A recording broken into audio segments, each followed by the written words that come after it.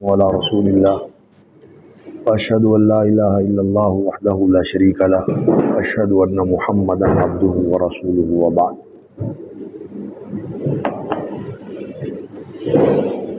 قال الله تبارك وتعالى إن الذين آمنوا وعملوا الصالحات لهم جنات تجري من تحتها الأنهار ذلك الفوز الكبير. یقیناً جو لوگ ایمان لائے اور انہوں نے نیک اعمال کیے، لہم جنات تجری من تحتها الانہار، ان کا انجام اور معال یہ ہے کہ انہیں رہنے کے لیے ایسے باغات ملیں گے جن کے نیچے نہریں بہتی ہوں گی، ذالک الفوز الکبیر، اور یہ ہے بڑی کامیابی۔ جنت کا حصول یہ انسان کی اصل کامیابی ہے۔ دنیا میں انسان اس طرح زندگی گزارتا ہے کہ اسے جو کچھ ملتا ہے وہ محدود ہوتا ہے، اور انسان کو چاہت اور طلب زیادہ کی ہوتی ہے۔ انسان زیادہ وسعت والا، فراوانی والا رہن سہن اور استعمال اور برتاؤ چاہتا ہے کہ میرے پاس ہر چیز جو ہے نا وہ فراواں ہو اور بہت زیادہ ہو، لیکن جتنی انسان کی طلب اور چاہت ہوتی ہے اس کے حساب سے ملتا نہیں ہے۔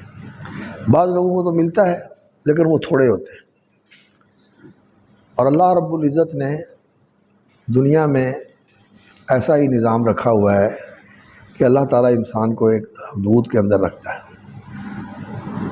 اور اللہ نے اپنی اس حکمت کا بیان کہاں فرمایا؟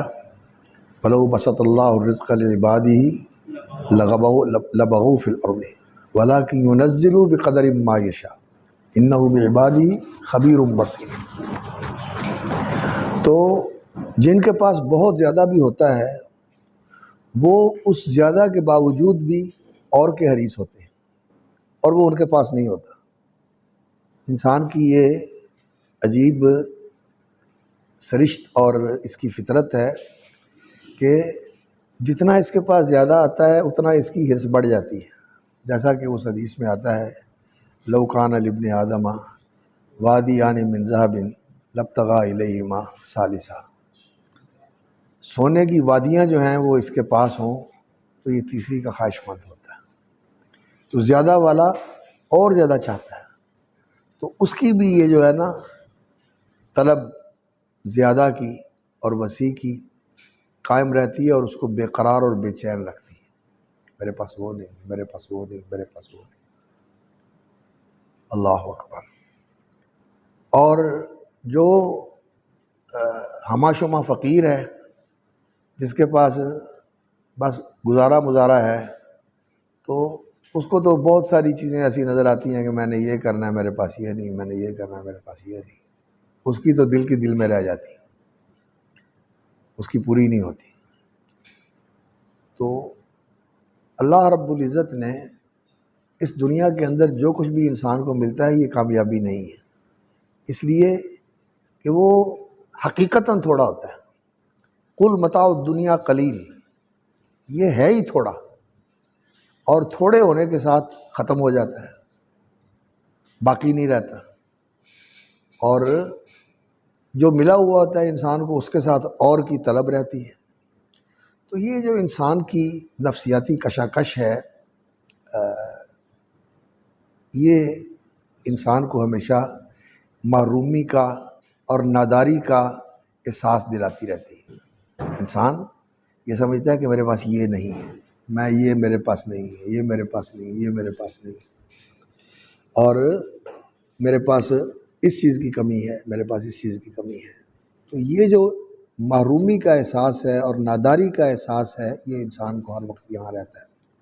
تو پا کے بھی انسان یہی سمجھتا ہے کہ نہیں پایا، پا کے بھی سمجھتا ہے کہ نہیں پایا، اور تو یہاں پا لینا کوئی کامیابی نہیں ہے۔ ایک تو یہ کہ ہے تھوڑا اور باقی رہنے والا نہیں، اور انسان نے چھوڑ دینا ہے اس کو، اور انسان نے یہ ہاتھ سے نکل جائے گا، یا انسان یہاں سے کوچ کر جائے گا اور یہ دوسروں کے پاس چلا جائے گا۔ تو یہ کامیابی نہیں ہے۔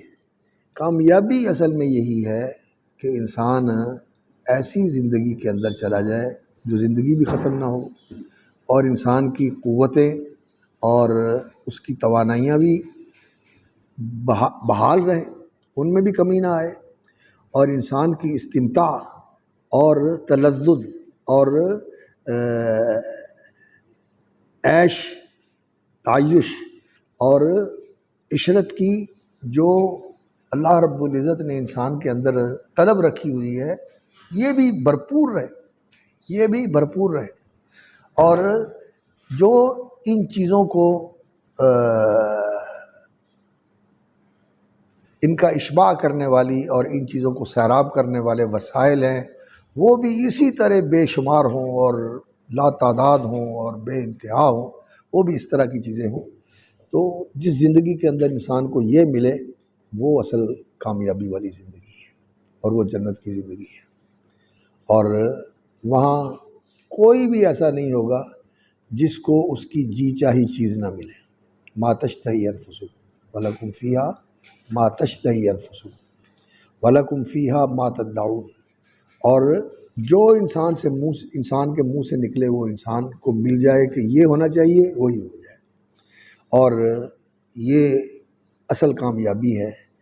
اور قرآن مجید نے جو اہل ایمان ہیں ان کی ذہن سازی اور ان کی فکری تعمیر اس بات پر کی ہے کہ وہ اس کامیابی کو مطمع نظر بنائے ہیں، یہ اصل کامیابی ہے۔ اور اس کامیابی کے اندر کامیاب کا معنی کیا ہے؟ اس نے اپنا مقصد پا لیا، اپنا مقصد پا لیا۔ مقصد انسان کا یہ ہے کہ انسان کی زندگی بھی دائمی اور ابدی ہو، اور اس کی بادشاہت بھی دائمی اور ابدی ہو۔ آدم علیہ السلام کو اللہ رب العزت نے ساری نعمتوں سے نوازا، لیکن ایک کی تحدید تھی کہ لا تقربا هذه الشجرہ تھا، لیکن وہ شیطان نے انسان کی اسی کمزوری سے فائدہ اٹھایا اور ان کو کہنے لگا هل ادلک علی شجرۃ الخلد وملک لا یبلی۔ دو ہی چیزیں ہیں، ایک ہمیشہ کی زندگی، اور دوسرا ایسی بادشاہی کہ جس کے اندر زوال نہیں ہے، اس کے اندر انحطاط اور زوال نہیں، ملک لا یبلی۔ تو یہ انسان کے اندر اللہ نے ایک دائیہ رکھا ہوا ہے، یہ انسان کے اندر دائیہ رکھا ہوا ہے، اور دنیا میں یہ چیز انسان کو نہیں مل سکتی، نہ کسی بادشاہ کو ملی، نہ کسی نبی کو ملی، نہ کسی ولی کو ملی، کسی کو یہ چیز نہیں ملی۔ یہ جنت میں جا کے ملنے والی ہے، یہ جنت میں جا کے ملنے والی ہے۔ خلد، بادشاہی بھی ہمیشہ کی، زندگی بھی ہمیشہ کی، اور اللہ اکبر، بادشاہی ملے گی ہر انسان کو۔ دنیا میں سارے بادشاہ نہیں ہوتے، بادشاہ ایک ہوتا ہے، اور دنیا کے اندر جو دوسرے اس کے ساتھ بادشاہ ہوتے ہیں اپنے اپنے علاقے کے اندر، تو وہ اس طلب کے اندر ہوتے ہیں کہ میری بادشاہی وسیع ہو جائے اور مجھے بڑے رقبے کی اور بڑے علاقے کی بادشاہت مل جائے۔ تو یہ اپنی بادشاہت کو وسیع کرنے کے لیے وہ کوششیں کرتے رہتے ہیں، لیکن کوئی ایسا بادشاہ ہو کہ جہاں تک وہ سوچے اور جہاں تک اس کی نگاہ جائے اور جہاں تک اس کا تصور اور تخیل پرواز کرے اس کی بادشاہی ہو، ایسے بادشاہ دنیا میں شاید کوئی کم ہی ہوں گے ایسے بادشاہ۔ سکندر کے بارے میں کہتے ہیں، یا یہ جو برطانیہ کی حکومت تھی، تاج برطانیہ کی حکومت تھی، یہ مشرق و مغرب میں پھیلی ہوئی تھی کہ لوگ کہتے تھے کہ اس میں سورج نہیں غروب ہوتا، لیکن اس میں بھی ان لوگوں کو یہ ہر وقت فکر رہتی تھی کہ ہم نے اس بادشاہی کو قائم رکھنا ہے، اور ان کے خلاف جہاں شورشیں اٹھتی تھی، جہاں بغاوتیں ہوتی تھیں، وہ ان کو پریشان کرتی تھی. تو ایسے بہت کم ہوئے ہیں، لیکن ان کے ساتھ جو اور محرومیوں کا احساس ہے کہ زندگی ساتھ نہیں دیتی، صحت ساتھ نہیں دیتی، اور وہ جو انسان کے اپنے پیارے ہیں وہ انسان کے ساتھ نہیں ہوتے، وہ ساتھ چھوڑ جاتے ہیں. کسی کی اولاد مر گئی، کسی کا بیٹا مر گیا، کسی کی بیٹی مر گئی، کسی کی بہو مر گئی، کسی کا نواسہ مر گیا، کسی کا پوتا مر گیا. یہ جو چیزیں ہیں یہ انسان کی زندگی کو مقدر اور منغص کرتی رہتی ہیں. تو یہاں وہ حقیقی راحت نہیں ملتی، لذت نہیں ملتی. تو اور پھر سب سے بڑھ کر یہ کہ یہ فانی ہے، یہ زائل ہے، یہ ڈلتی چھاؤں ہے.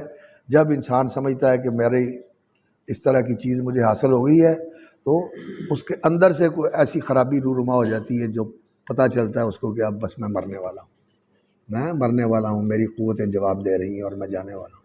تو جب انسان کو یہ مرنے کا خوف اندر سے بار بار جو ہے وہ زچ کر رہا ہو اور انسان کو پریشان کر رہا ہو، تو انسان کو کسی چیز میں کیا مزہ آتا ہے؟ انسان کو جو چیزیں ملی ہوتی ہیں ان میں مزہ نہیں آتا. تو اس لیے یہ کامیابی نہیں ہے. تو قرآن مجید نے جو کامیابی کا تصور دیا ہے وہ آخرت کی زندگی کے ساتھ وابستہ کیا ہے. کامیابی وہ ہے، فلاح بھی اس کو کہا ہے اور الفوز بھی اس کو کہا ہے. الفوز العظیم بھی کہا، الفوز المبین بھی کہا اور الفوز الکبیر بھی کہا. تو یہ کامیاب زندگی ہے اور یہ انسان کی فطرت ہے. لوگ پوچھتے ہیں، لوگ کہتے ہیں کہ جی قرآن جنت کی بات کیوں کرتا ہے؟ قرآن کیوں کہتا ہے یہ کہ ان کے لیے ایسی بادشاہت ہے، ایسی زندگی ہے؟ اللہ رب العزت نے انسان کی فطرت ایسی بنائی ہے، یہ انسان کی فطرت کی چاہت ہے. اللہ نے انسان کو بنایا ایسا ہے، اور یہ فطرت کی جو فطرت کا تقاضا ہے، جو فطرت کی طلب ہے، اس نے پورا وہاں جا کے ہونا ہے، پورا اس نے وہاں جا کے ہونا ہے. آج کل لوگ ان چیزوں پر بھی اعتراض کرتے ہیں، تو یہ اصل میں انسان کی کم علمی کا ہی مظہر ہوتا ہے. جو اللہ رب العزت کی بنائی ہوئی چیزوں پر اور اللہ رب العزت کے ٹھہرائے ہوئے احکام اور مقرر کیے ہوئے شرائع پر انسان اعتراض کرتا ہے، یا اللہ رب العزت نے جو نعمتیں بنائی ہیں ان کے اوپر انسان اعتراض کرتا ہے، تو یہ انسان کی کم علمی ہوتی ہے، اس کی جہالت ہوتی ہے، اور پوری طرح اس نے غور نہیں کیا ہوتا. اور اگر صحیح معنوں میں غور کرے تو اس کو پورا صحیح جواب مل جاتا ہے.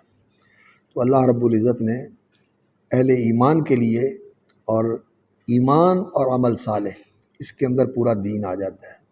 ایمان یہ اعمال قلبیہ ہے، اور عمل صالح اس کے اندر بدن کے اعمال بھی آتے ہیں، اخلاق اور معاملات سارا اس میں آتا ہے. لہم جنات تجری من تحتها الانہار ذالک الفوز الکبیر. اللہ رب العزت نے اہل ایمان کو تسلی دلائی کہ ان کے لیے بڑی کامیابی ہے. ان بطش ربک لشدید انہ یبدئ ویعید وہو الغفور الودود ذو العرش المجید. اور انہیں تسلی دلائی کہ اللہ رب العزت کی پکڑ بڑی سخت ہے. دنیا میں بھی وہ پکڑ آتی ہے اور آئی، اور آخرت میں تو وہ یقیناً ان سب کو گرفت میں لینے والی ہے جو اللہ رب العزت کے بندوں پر ظلم ڈھاتے ہیں اور اللہ کے دین کو مٹانا چاہتے ہیں. ان بطش ربک لشدید. بطش وَإِذَا بَطَشْتُمْ بَطَشْتُمْ جَبَّارِينَ. جب تم کسی پہ ہاتھ ڈالتے ہو تو بڑے زور کا اور بڑی قوت کے ساتھ اس کو اپنی گرفت میں لیتے ہو، اور پھر اپنے غضب اور انتقام کا اس کو نشانہ بنا لیتے ہو. تو اللہ رب العزت کا جو پکڑنا ہے، عزیز ذو انتقام، بڑا زبردست انتقام لینے والا ہے. وہ انتقام لیتا ہے تو پھر عبرت کا نمونہ بنا دیتا ہے اسے. ان فی ذلک لعبرۃ لأولی الابصار. اللہ اکبر. انہ یبدئ ویعید. اور وہی یبدئ تخلیق کا آغاز کرتا ہے. ابدا یبدئ ابتدا کرنا، ویعید اور وہی ابتدا کرتا ہے. یہ فعل مضارع استعمال کیا ہے کہ یہ تخلیق جو ہے یہ ہو رہی ہے، یہ جاری ہے، یہ عمل جاری ہے. یبدئ پیدا کرتا ہے ابتدا سے. ماضی میں بھی اس نے پیدا کیا اور اب بھی پیدا کر رہا ہے اور مستقبل میں بھی پیدا کرتا رہے گا جب تک اللہ رب العزت کا ارادہ ہے. یہ کائنات پیدا ہوتی رہے گی اور پھر اللہ رب العزت آگے بھی جا کے اسی تخلیق کو جاری رکھے گا. وَيُعِيد اور دہرائے گا اور دوبارہ پیدا کرے گا بعد الموت. یہ اللہ رب العزت کی قوت، اس کی حکومت اور سلطنت کی قوت کا اظہار ہے، اور اس کی جو فعلی قوت ہے خلق کی تخلیق کا ابتدا کرنا اور پھر اس کا دوبارہ پیدا کرنا، اس کا اظہار ہے. اور پھر اس کے ساتھ ہی اس کا دوسرا پہلو بھی اللہ رب العزت نے ذکر کر دیا کہ وہ بڑی قوت قاہرہ والا ہے اور بڑی سخت پکڑ والا ہے، اور اس کے ساتھ ہی وَهُوَ الْغَفُورُ الْوَدُودُ. قرآن مجید جو ہے یہ مثانی ہے، اس کے اندر دہرایا گیا ہے ایک چیز اور اس کا مقابل اور اس کے موازی جو متوازی اس کے ہوتا ہے اس کو بھی ذکر کرتا ہے. تو اللہ رب العزت کی پکڑ اور اللہ رب العزت کے قہر کا ذکر کیا، اس کے ساتھ ہی اس کی بخشش کا اور اس کی رحمت کا بھی ذکر کر دیا. وَهُوَ الْغَفُورُ الْوَدُودُ، اور وہ بڑا بخشنے والا بھی ہے اور الودود پیار کرنے والا ہے. مودت اور محبت یہ دونوں اللہ رب العزت کے اوصاف ہیں، اللہ رب العزت کے لیے صفتیں ہیں. ان اللہ یحب المحسنین، اللہ رب العزت محبت بھی فرماتے ہیں اور مودت بھی فرماتے ہیں. محبت یہ قلبی لگاؤ ہوتا ہے، لیکن اللہ رب العزت کے لیے یہ معنی تو ثابت ہے، لیکن جو اس کے لوازم ہیں مخلوق کے اندر وہ ثابت نہیں ہوتے. معنی یہ ثابت ہے کہ جس کے ساتھ محبت ہوتی ہے اس کے ساتھ نرمی والا برتاؤ کیا جاتا ہے اور اس کے ساتھ ایک ایسا لگاؤ ہو جاتا ہے کہ انسان اس کو چاہتا ہے. اللہ رب العزت کے لیے بھی حب، اس کو ہم مانتے ہیں کہ یہ اللہ رب العزت کی صفت ہے، اور مودت بھی اسی کا ایک پہلو ہے. اس کے اندر مزید چاہت کا اظہار ہوتا ہے. وَجَعَلَ بَيْنَكُمْ مَوَدَّةً وَرَحْمَةً مِنْ آيَاتِهِ أَنْ خَلَقَ لَكُم مِّنْ أَنفُسِكُمْ أَزْوَاجًا لِتَسْكُنُوا إِلَيْهَا وَجَعَلَ بَيْنَكُمْ مَوَدَّةً وَرَحْمَةً. تو اس میں تو خیر انسان کا جو تعلق ہے اس کے اندر تو جنسی میلان بھی ہوتا ہے، لیکن اللہ رب العزت کی ذات عالی جو ہے وہ ان چیزوں سے پاک اور منزہ ہے جو چیزیں انسانوں کے لیے ہوتی ہیں.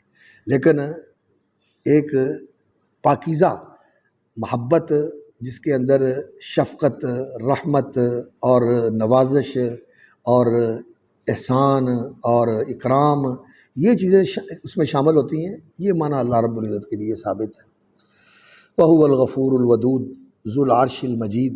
ذو العرش، ذو ملکیت کو ظاہر کرنے کے لیے ہے، عرش کا مالک ہے، اور عرش جو ہے وہ اس ساری کائنات کے اوپر اللہ رب العزت کا تخت ہے.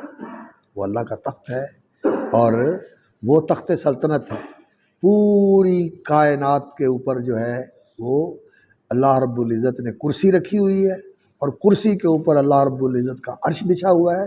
کرسی بھی مخلوق ہے، عرش بھی مخلوق ہے، اور اللہ رب العزت جو ہے وہ اس کا مالک بھی ہے، اور اس سے اوپر بھی اللہ رب العزت بلند اور مرتفع ہے. اور اللہ رب العزت کے لیے اس طرح کا تصور رکھنا کہ وہ عرش کے اوپر مستقر ہے، اس کے اوپر اس نے قرار پکڑا ہوا ہے اور اس کے اوپر بیٹھا ہوا ہے، یا کوئی اس طرح کی کیفیت، یہ تخیل اور تصور میں کوئی چیز ایسی آئے، اللہ تعالیٰ کو اس سے پاک اور منزہ سمجھنا چاہیے. تو وہ عرش جو ہے وہ اس ساری کائنات سے بڑا ہے، ساری کائنات سے بڑا ہے. کائنات کتنی وسیع ہے.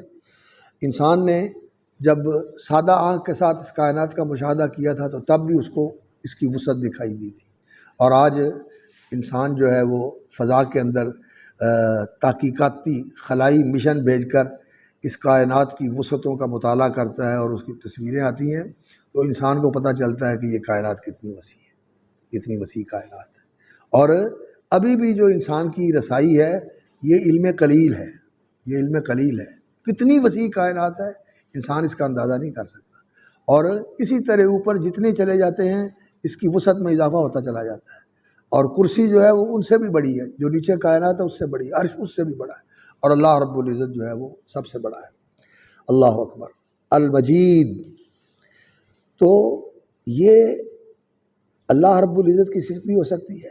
تو مجد کا معنی ہوتا ہے عظیم، ماجد عظمت والے کو کہتے ہیں۔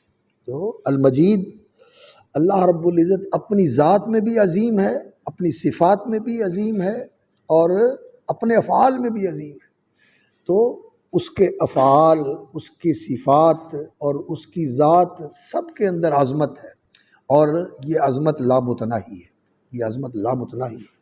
جتنا انسان تصور کرتا ہے، بلکہ سارے انسان مل کر جتنا تصور کرتے ہیں اور ساری مخلوق مل کر جتنا تصور کرتی ہے، اللہ رب العزت اس سے بھی عظیم تر ہے، المجید۔ اور دو قراتیں ہیں اس میں، ایک المجید، تو یہ اللہ رب العزت کی صفت ہے، وَهُوَ الْغَفُورُ الْوَدُودُ ذُو الْعَرْشِ الْمَجِيدُ، تو یہ اللہ رب العزت کی صفت ہے۔ اور دوسری قرات ہے ذُو الْعَرْشِ الْمَجِيدِ، وہ کسرہ کے ساتھ قرات ہے، اس میں یہ المجید جو ہے وہ عرش عظیم، لا الہ الا ہوا رب العرش العظیم، عرش عظیم کا رب ہے۔ رسول اکرم صلی اللہ علیہ وسلم کی وہ جو دعاء الکرب ہے، لا الہ الا اللہ العظیم الحلیم، لا الہ الا اللہ رب العرش العظیم، لا الہ الا اللہ رب السماوات و رب الارض و رب العرش الکریم، عرش کریم، عرش عظیم، اس عرش کے لیے بھی عظمت ثابت ہے، اس لیے کہ وہ اللہ رب العزت کی مخلوقات میں سب سے اوپر ہے، اور اس سے اوپر اللہ رب العزت ہے۔ تو یہ دونوں قراتیں اس کے اندر موجود ہیں۔ فعال لما یرید، اور اس کے ارادے پورے ہوتے ہیں۔ قدرت کاملہ کا یہ مظہر ہے کہ فعال لما یرید، جو وہ چاہتا ہے پورا کر لیتا ہے، کر گزرتا ہے۔ اللہ اکبر۔ حل اتاک حدیث الجنود، اور پھر دنیاوی اللہ رب العزت کی پکڑ اور عذاب کی مثالیں دینے کے لیے جو عرب کے علاقے کی معروف مثالیں تھیں، یہ قوم عاد اور قوم سمود، یہ اصلاً عرب تھے، یہ العرب البائدہ ہے، یہ وہ عرب ہیں جو ہلاک ہو گئے، اور اس کے بعد عربوں کا ایک اور طبقہ ہے جن کو العرب العاربہ کہتے ہیں۔ وہ کون سے ہیں؟ قحطانی، یمن کے عرب، ان کو العرب العاربہ کہتے ہیں۔ اور ایک عرب جو ہیں وہ ان کو کہتے ہیں العرب المستعربہ، یہ بنو اسماعیل ہیں، یہ قریشی اور یہ لوگ ہیں جو مستعرب ہیں۔ یہ اصل میں ابراہیم علیہ السلام کی اولاد تھی، لیکن انہوں نے عربیت کو اختیار کر لیا، عربی علاقے میں آ کے مکین ہو گئے اور عربی زبان انہوں نے اپنا لی، تو ان کو العرب المستعربہ کہا جاتا ہے۔ تو العرب البائدہ میں سے یہ قوم عاد اور قوم سمود ہے، یہ اسی علاقے کے رہنے والے تھے۔ عاد کا علاقہ جو ہے وہ آج تک آباد نہیں ہوا، اور سمود کا علاقہ جو ہے وہ اب انہوں نے سیرگاہ بنا دیا ہے، اور وہاں بڑی ڈیولپمنٹ کر رہے ہیں کہ لوگ آ کے دیکھیں کہ پہاڑوں کے اندر انہوں نے مکان بنائے ہوئے تھے۔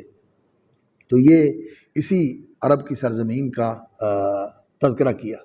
اور فرعون، یہ مصر میں بھی ان کا آنا جانا تھا، اور مصر کے ساتھ بھی ان کا تعلق تھا۔ انہوں نے یہاں سے جا کے مصر میں حکومتیں کی ہیں، عربوں نے یہاں سے جا کے مصر میں حکومتیں کی ہیں، اور قبطیوں کے اوپر ہی حکومت کرتے رہے ہیں، اور وہاں بھی ان کا آنا جانا تھا، اپنے حبشے کی طرف بھی آتے جاتے تھے، مصر کے اندر بھی آتے جاتے تھے تجارت کے معاملے میں، تو ان کا سمندری سفر ہوتا تھا حبشے کی طرف بھی اور مصر کی طرف بھی، تو وہ بھی اس تاریخ سے بھی یہ واقف تھے۔ تو حل اتاک حدیث الجنود، کیا پہنچی آپ کے پاس خبر لشکروں کی،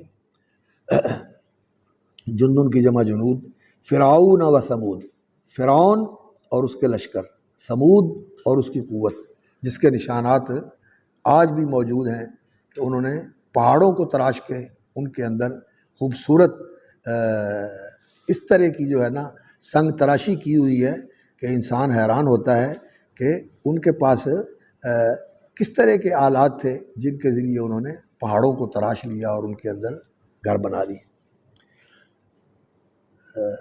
جاب الصخر بالواد، جاب الصخر بالواد، انہوں نے چٹانوں کو کاٹ کر وادیوں کے اندر اپنے لیے بیٹھنے کے محل بنائے ہوئے تھے۔ بل الذین کفروا فی تکذیب، تو یہ انسان کو خبردار کرنے کے لیے بہت عبرت کا سامان ہے کہ اللہ رب العزت کی پکڑ دنیا میں بھی آ جاتی ہے اور آئی، اور اس کے نمونے موجود ہیں، تو ان سے عبرت پذیری کر کے، عبرت پذیر ہو کر انسان کو ڈرنا چاہیے ان جیسا کردار ادا کرنے سے۔ لیکن بل الذین کفروا فی تکذیب، اے قوم محمد تم لوگ الذین کفروا، جو رسول اکرم صلی اللہ علیہ وسلم کی تکذیب کر رہے ہو اور جو نبی صلی اللہ علیہ وسلم کے مخاطب ہو، یہ ان باتوں کو بھی جھٹلاتے ہیں، اور اللہ رب العزت نے جو وعید بیان فرمائی ہے اس کی بھی تکذیب کرتے ہیں، اور پہلوں کے قصوں سے بھی عبرت نہیں لیتے۔ وہ ہر چیز کو او چھوڑو، بس یہ ایسے ہی ہیں، یہ ایسے دھمکیاں ہیں، ایسے ڈراوے ہیں، فی تکذیب واللہ من ورائہم محیط، اور اللہ رب العزت نے انہیں ہر طرف سے گھیرا ہوا ہے، یہ اس کی گرفت کے اندر ہے۔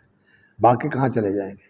جب کوئی کسی جال کے اندر پھنس جاتا ہے، جتنا مرضی پھڑپھڑا لے وہ کہاں جائے گا؟ آخر اس کو پکڑ لیا گیا ہے۔ اللہ رب العزت جو ہے واللہ من ورائہم محیط، اللہ رب العزت سے بھاگ کے نکل نہیں سکتے۔ وَلَا يَحْسَبَنَّ الَّذِينَ كَفَرُوا سَبَقُوا إِنَّهُمْ لَا يُعْجِزُونَ، یہ اللہ کو عاجز نہیں کر سکتے اور اللہ کی گرفت سے نکل نہیں سکتے۔ بل ہوا قرآن مجید، بلکہ یہ قرآن جو ہے یہ مجید، بڑی عظمت والا ہے۔ بل ہوا قرآن، وہ تو اس کو جھٹلاتے ہیں، جھوٹ، شاعری، کہانت اور ایسے ہی تخرصات کہ یہ اٹکلیں ہیں جو رسول اللہ صلی اللہ علیہ وسلم کی طرف سے بیان کی جاتی ہیں، نعوذ باللہ من ذالک۔ وہ تو اس کو یہ سمجھتے ہیں، لیکن حقیقت یہ ہے اضراب کے لیے جو وہ سمجھ کر اس کی تکذیب کرتے ہیں وہ بالکل غلط ہے۔ بل ہوا قرآن مجید، بلکہ یہ تو قرآن مجید، ایسا قرآن ہے مجید جو بڑی عظمت والا ہے۔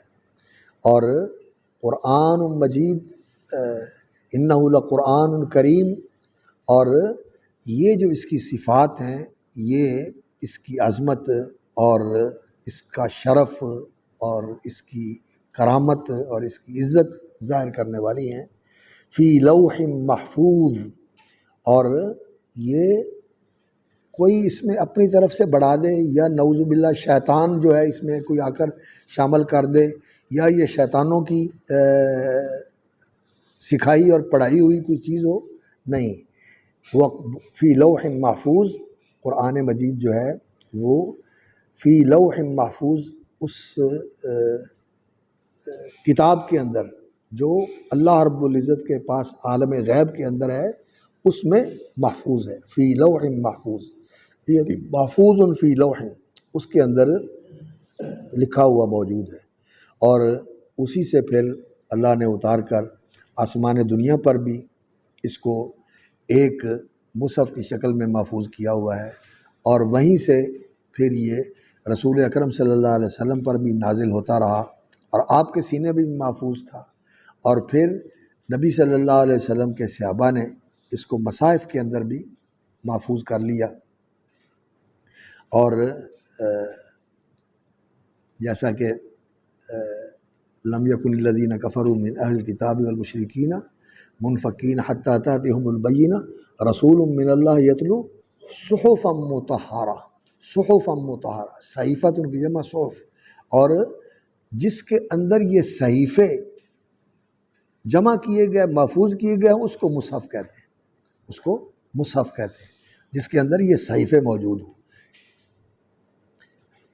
رسول من اللہ یتلو صحفا مطہرہ، اللہ کی طرف سے بھیجا گیا رسول، یتلو صحفا مطہرہ، جو یہ پاکیزہ صحیفے جو ہیں ان کی تلاوت کرتا ہے۔ تو قرآن مجید جو ہے لوح میں بھی محفوظ ہے اور اس مصحف میں بھی محفوظ ہے، اور اس کے ساتھ یہ قرآن مجید سینوں میں بھی محفوظ ہے، لوح قلب پر بھی لکھا ہوا ہے اور لوح دماغ پر بھی لکھا ہوا ہے۔ اور جب حافظ اچھی طرح قرآن ضبط کر لیتے ہیں تو واقعتاً ایسا ہی ہوتا ہے جیسے ان کے دل و دماغ پہ قرآن لکھا ہوا ہے، وہ پڑھتے رہتے ہیں، اور وہ جو نقش قرآن کا ہوتا ہے وہ اندر بھی ثبت ہو جاتا ہے۔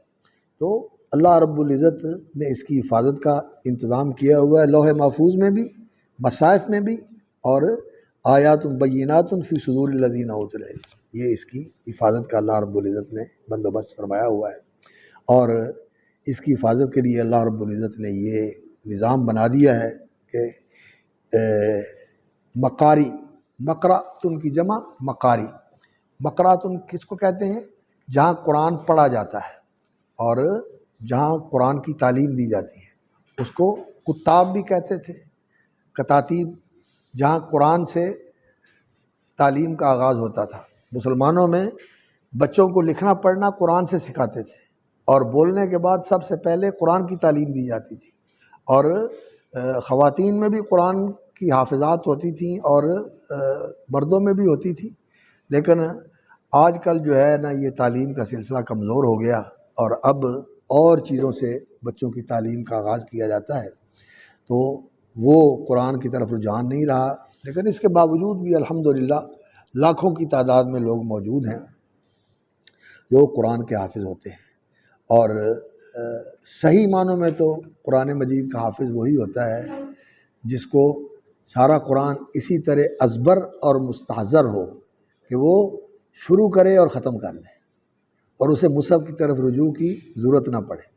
لیکن ایسا ہو تو جاتا ہے، اور ہوتے ہیں، ایسے ہوتے ہیں ماشاءاللہ۔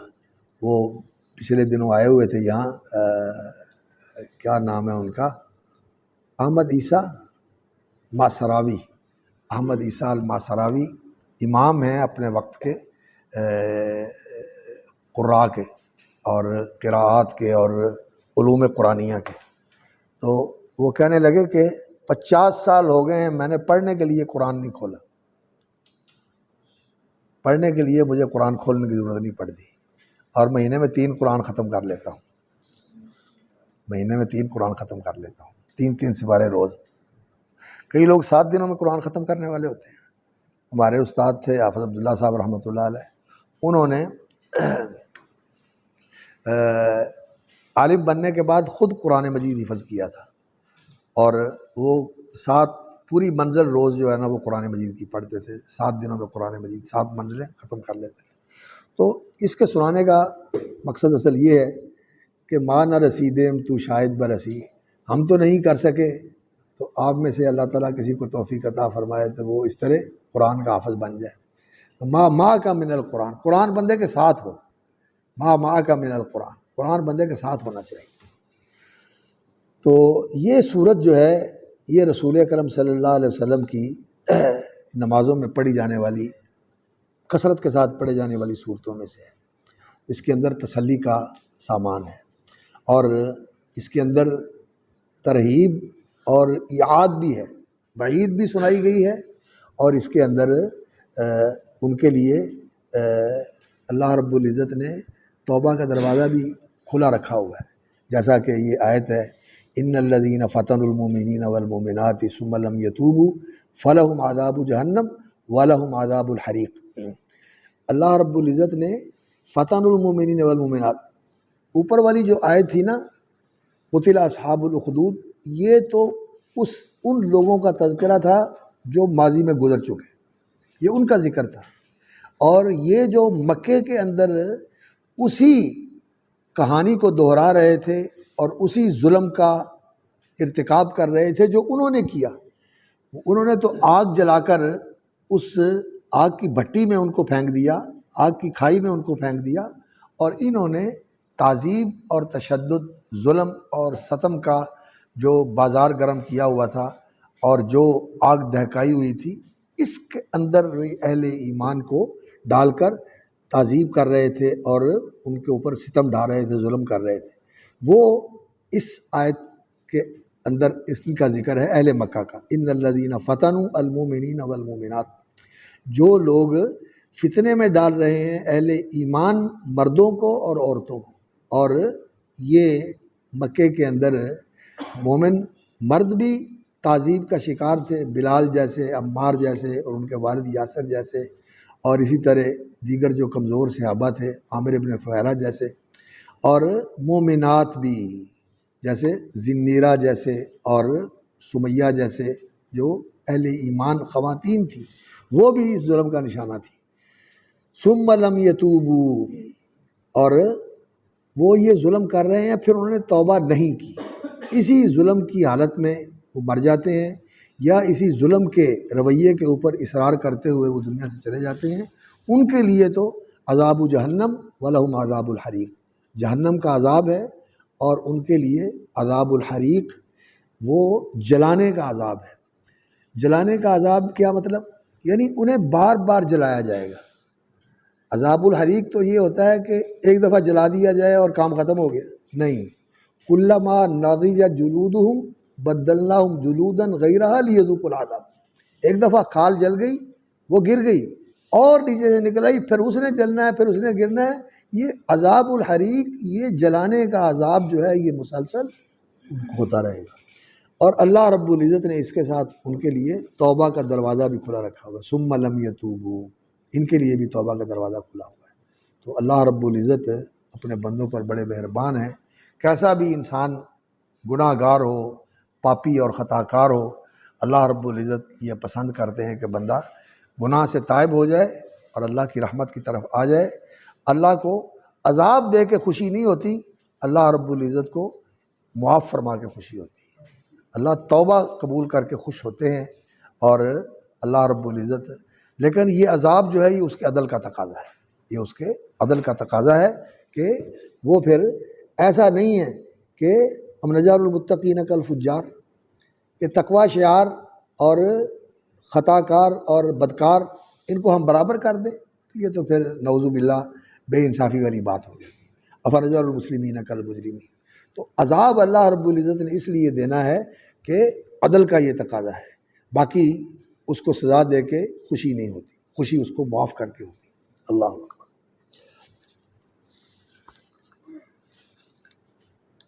جی اس کا ہم مطالعہ کریں گے، چلیے میں اس کا خلاصہ آپ کو بتا دیتا ہوں۔ سورۃ البروج جو ہے، یہ وہ صورت ہے جس کا پڑھنا رسول اکرم صلی اللہ علیہ وسلم سے مختلف نمازوں میں نقل کیا گیا ہے۔ عشاء کی نماز میں نبی صلی اللہ علیہ وسلم سورۃ البروج اور والسماء والطارق پڑھا کرتے تھے۔ اس سے معلوم ہوتا ہے کہ نبی صلی اللہ علیہ وسلم جو ان صورتوں کو ملاتے تھے، تو ان کے اندر کوئی آپس میں ربط اور آپس میں مناسبت ہے ان کی، اور یہ مکی صورت ہے، اور حضرت جابر ابن سمرہ کہتے ہیں کہ نبی صلی اللہ علیہ وسلم ظہر اثر میں سورۃ البروج اور سورۃ الطارق پڑھا کرتے تھے۔ عشاء میں بھی پڑھنا ثابت ہے، ظہر اور اثر میں بھی پڑھنا ثابت ہے، اور حضرت معاذ بن جبل کو بھی نبی صلی اللہ علیہ وسلم نے اسی کے پڑھنے کا اشارہ دیا تھا اور توجیہ فرمائی تھی، کہ کیونکہ آتا ہے کہ وہ جو عشاء کی نماز اپنے جہاں وہ جاتے تھے امامت کرنے کے لیے اپنے علاقے میں، وہاں جا کر وہ نماز پڑھاتے تھے، نبی صلی اللہ علیہ وسلم کے ساتھ پڑھ کے جاتے اور وہاں جا کر پڑھاتے تھے۔ ایک دن انہوں نے وہاں جا کر لمبی نماز پڑھائی، تو سورہ بقرہ کی تلاوت شروع کر دی، تو لمبی قرات ہو گئی۔ تو ایک آدمی نے جب یہ دیکھا کہ انہوں نے تو لمبی قرات شروع کر دی، انہوں نے ان کے پیچھے سے نماز توڑی اور اپنی الگ پڑھ کے چلا گیا، اس نے اپنی نماز الگ پڑھ لی۔ تو لوگوں نے جب اس کو یہ دیکھا تو انہوں نے کہا لا نافقتا، آپ نے تو منافقوں والا کام کیا ہے۔ کہنے لگا نہیں، میں نے تو صحیح کام کیا ہے، میں اللہ کے رسول کے پاس جاؤں گا، اور میں آپ صلی اللہ علیہ وسلم کو جا کر ضرور بتاؤں گا کہ معاذ جو ہے نا، وہ ہمارے ساتھ ایسے کرتے ہیں۔ تو نبی صلی اللہ علیہ وسلم کے پاس آ کر انہوں نے بتایا کہ معاذ آپ کے ساتھ نماز پڑھ کے جاتے ہیں اور پھر آ کر ہماری امامت کرواتے ہیں، اور آپ نے بھی نماز لمبی، آپ نے بھی لیٹ نماز پڑھی اور آپ کے پیچھے پڑھ کے پھر جا کے ہماری نماز پڑھانے کے لیے معاذ بن جبل رضی اللہ تعالیٰ عنہ نے نماز شروع کر دی۔ ہم مزدور لوگ ہیں، محنت مزدوری کرنی ہوتی ہے، باہر سے پانی لا کے لوگوں کے باغوں کو بھی سیراب کرتے ہیں، وہ باغ کو سیراب کرنے کے لیے بھی پانی ڈولوں سے ڈالتے تھے، لوٹوں اور ڈولوں سے پانی ڈالتے تھے، اور گھروں میں استعمال کرنے کے لیے بھی ایسے ہی، ان کے لیے تو یہ کوئی پانی کی سپلائی کا سسٹم نہیں تھا۔ وَإِنَّا أَصْحَابُ نَوَادِهَا وَإِنَّا نَعْمَلُ بِأَيْدِينَا، تو یہ آ کر اتنی لمبی نماز انہوں نے پڑھا دی، تو میں نے تو اپنی نماز پڑھ لی اور میں جا کے آرام کر لیا۔ تو نبی صلی اللہ علیہ وسلم نے اس کو کچھ نہیں کہا، حضرت معاذ کو ڈانٹا، یا معاذ افتان انت، تو لوگوں کو فتنے میں ڈالتا ہے۔ فتنے میں ڈالنا کیا ہوتا ہے؟ یعنی تیرا رویہ ایسا ہے کہ تو لوگوں کو دین سے ہٹاتا ہے۔ فتنے کا معنی کیا ہوتا ہے؟ لوگوں کو دین سے اور راہ استقامت سے ہٹانا۔ کسی عمل کی وجہ سے، کسی کرتوت کی وجہ سے، تو یہ فتنہ ہوتا ہے۔ اقرا بہم سورۃ واللیل وسبح اسم ربک الاعلی والسماء ذات البروج۔ تو یہ ابن حبان وغیرہ کی صحیح حدیث ہے، مسند حمیدی میں بھی ہے، ابن خزیمہ میں بھی ہے۔ تو یہ صورت رسول اکرم صلی اللہ علیہ وسلم کی پسندیدہ صورتوں میں سے تھی، اور اس کا مقصد جو ہے وہ اہل ایمان جو مکے کے اندر بے یار و مددگار تھے، اللہ تو ان کا مددگار ہے، لیکن دنیا کے اندر ان کی کوئی مدد کرنے والا اور ان کے لیے کوئی آواز اٹھانے والا اور ان کو کوئی تحفظ دینے والا موجود نہیں تھا۔ اور اہل شرک جو تھے یہ اپنی پوری قوت اور پوری آزادی کے ساتھ جو چاہتے ان کے ساتھ کر سکنے والے تھے اور کرتے تھے۔ تو ان حالات میں اللہ تعالیٰ نے اہل ایمان کی ثابت قدمی کے لیے اور ان کو تسلی دلانے کے لیے اور ان کا حوصلہ بڑھانے کے لیے اور ان کی ہمت بندھانے کے لیے اللہ رب العزت نے یہ صورت نازل فرمائی، اور ان کی حوصلہ افزائی اور ان کی ہمت کو مضبوط کرنا، اس کے ساتھ ان کے لیے بھی اس میں تحدید ہے کہ قتل اصحاب الخدود، جیسے وہ تباہی کا شکار ہوئے اس طرح تم بھی تباہی کا شکار ہوگے۔ اور